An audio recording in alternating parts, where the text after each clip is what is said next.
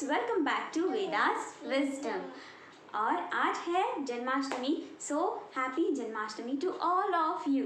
Okay, तो today we are going to learn how to prepare flute with the help of papers. Okay, for this activity we will be needing craft paper, newspaper and scissor, then fevicol, black sketch pen and glitter sellotape. Okay, so shall we start, children, our flute activity? Yes. Okay, so let's start. अभी हमें क्या लगेगा, उसके लिए newspaper लगेगा. Okay, तो ऐसा newspaper आपको लेना है 2 पन्नों वाला. Okay, like this. उसे फोल्ड करना है एंड देन उसे फोल्ड करना है ऐसे. ओके, बहुत छोटे छोटे छोटे फोल्ड्स लगाने हैं हमें लाइक दिस, और उसे बिल्कुल अच्छी तरह से हमें फोल्ड करना है. बहुत इजी है और बहुत फास्ट बन जाती है ये पेपर एक्टिविटी. आप बहुत इजीली बना सकते हो, है कि नहीं? थोड़ी सी पेरेंट्स की हेल्प लेनी पड़ेगी, बट आप बहुत इजीली बना सकते हो इसे. ओके, तो ये है हमारे कृष्ण कन्हैया जी जो बहुत माखन खाते थे गोकुल में, है कि नहीं? और सारी गोपियाँ बहुत बहुत बहुत परेशान हो गई थी कि अभी कृष्ण कन्हैया से माखन कैसे बचाए. तो उन्होंने एक तरीका सूझा उनको, और उन्होंने सारे मटके जो थे माखन के वो ऊपर टांगना शुरू कर दिया. पर कृष्ण कन्हैया के पास बहुत सारे तरीके थे माखन खाने के. तो उन्होंने क्या किया, अपने मित्रों को इकट्ठा किया, एक के ऊपर एक, एक के ऊपर एक, एक के ऊपर एक चढ़ के सबसे ऊपर कृष्ण कन्हैया चढ़ जाते थे और अपनी बांसुरी से मटकी फोड़ते थे और सारा माखन चट कर देते थे सारे मित्र और कृष्ण कन्हैया, है कि नहीं? तो तभी से ये प्रथा चलती आ रही है दही हंडी की. उनकी यादें ताज़ा रखने के लिए हम दही हंडी सेलिब्रेट करते हैं, है कि नहीं? तो ऐसे फोल्ड करना है आपको लाइक दिस, और इतना फोल्ड होने के बाद आपको उसे रैप करना है इनसाइड दिस क्राफ्ट पेपर. आप कौन से भी कलर का क्राफ्ट पेपर ले सकते हैं, उसे कट करके लीजिए and then wrap it inside this craft paper. Okay, and जो ओपनिंग है उसे हम स्टिक कर देंगे इस फेविकॉल की सहायता से.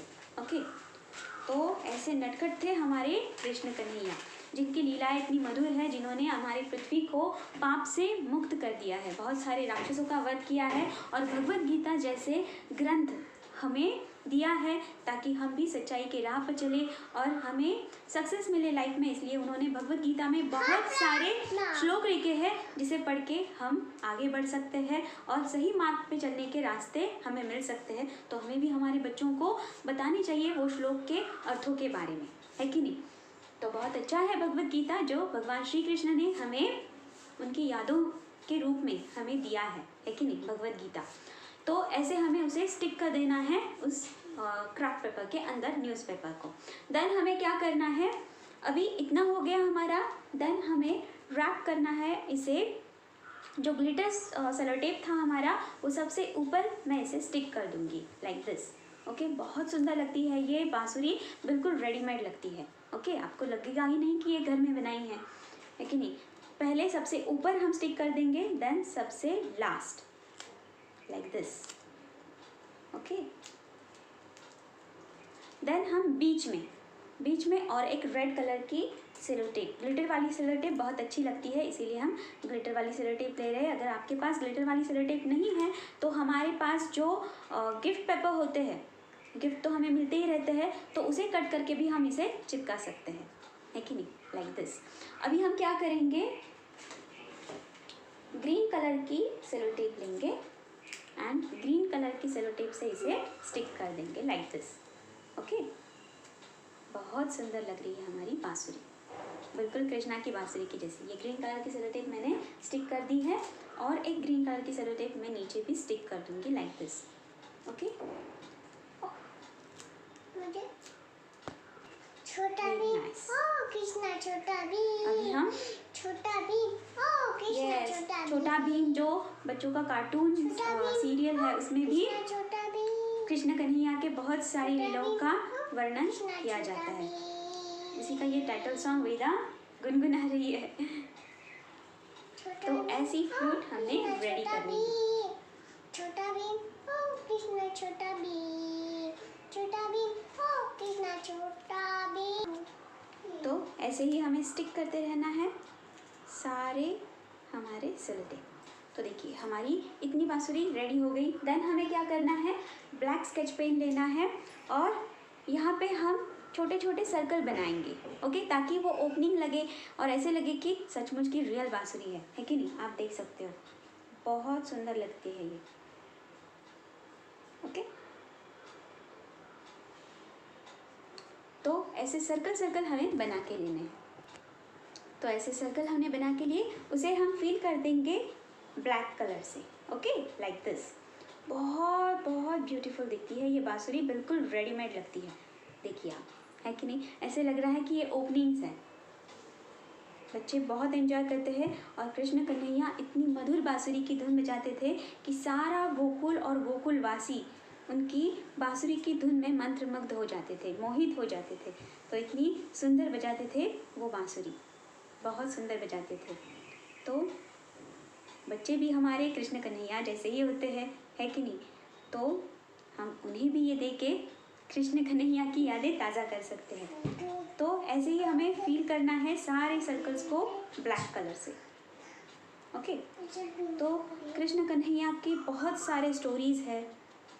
उन्होंने कैसे सारे राक्षसों का वध किया, कंस को कैसे मारा, है कि नहीं, और पृथ्वी को पाप से मुक्त किया। पृथ्वी भी बहुत त्रस्त हुई थी कंस के अत्याचारों से। कंस के ही नहीं बल्कि बहुत सारे ऐसे लोग थे कि जो दानवी वृत्ति के थे, जो अच्छे नहीं थे, इंसानों को बहुत तकलीफ देते थे, पृथ्वी पर बहुत त्राही त्राही मचा रहे थे। तो पृथ्वी माँ भी त्रस्त होकर ब्रह्मा जी के पास गई और उन्होंने ब्रह्मा जी से कहा कि मैं बहुत अभी दुखी हो गई हूँ, मुझे इन पापों से मुक्त कीजिए। तभी ब्रह्मा जी ने कहा कि अभी जल्द ही साक्षात परब्रह्म अवतरित होने वाले हैं और वो पृथ्वी पे कृष्ण रूप में अवतार धारण करने वाले हैं, देवकी और वसुदेव के पुत्र बन के।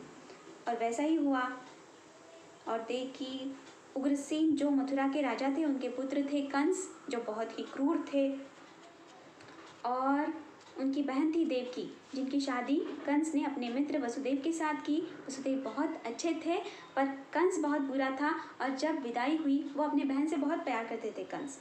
जब विदाई हुई देवकी की, तो विदाई के वक्त उन्होंने कहा कि मैं ही तुम्हें विदा करने आऊँगा, और रथ पे सवार हुए और सारथी बने देवकी के। और तभी आकाशवाणी हुई कि हे कंस, देवकी का ही 8वां पुत्र तुम्हारा काल बनने वाला है। तो फिर कंस बहुत ही भयभीत हुआ और देवकी को मारने लगा। तभी वसुदेव जी बोले कि आप देवकी को मत मारिए, क्योंकि देवकी का पुत्र आपका वध करने वाला है, देवकी तो नहीं। देवकी के हर एक पुत्र को मैं आपको सौंप दूंगा। और फिर वैसे ही वसुदेव जी ने किया, हर एक पुत्र को लाके दिया और उसने भी मारा, हर एक पुत्र को मार दिया देवकी के। और फिर लास्ट में जब कृष्ण कन्हैया का जन्म हुआ, तो वसुदेव जी ने उन्हें सुरक्षित स्थान पे रख दिया, जैसे कि टोकरी में रख के नंद जी के यहाँ पे उन्हें छोड़ आए, और नंद जी की लड़की जो कन्या थी उन्हें ले आए। और फिर कंस को लगा कि यही देवकी का 8वां पुत्र है, उन्होंने उसे मारा। तो वो योग माया थी और उसने कहा, वो ऊपर चली गई, वो तो मरी नहीं, और उसने कहा कि हे कंस, हे पापी कंस, तुम्हारा अंत करने वाला कृष्ण तो अभी सुरक्षित है और वो तुम्हें ज़रूर मारेगा। फिर बाद में उसे पता चला कि गोकुल में है वो, और उन्हें मारने के लिए कंस ने बहुत सारे राक्षस भेजे, पर सबको कृष्ण कन्हैया, छोटे से कृष्ण कन्हैया ने मार दिया, क्योंकि वो क्या खाते थे, दूध पीते थे और बहुत सारा माखन खाते थे। तो हमें भी बहुत सारा दूध पीना चाहिए और माखन खाना चाहिए कृष्ण कन्हैया के जैसा, है कि नहीं, ताकि हम भी उनके जैसे बहुत ही शूरवीर और पराक्रमी बन सके, है कि नहीं। तो सभी बच्चों ने माखन और दूध खाना चाहिए ताकि आप भी कृष्ण कन्हैया जैसे शूरवीर और पराक्रमी बन सके और बुद्धिवान बन सके। और उन्होंने बाद में कंस का भी वध कर दिया, है कि नहीं।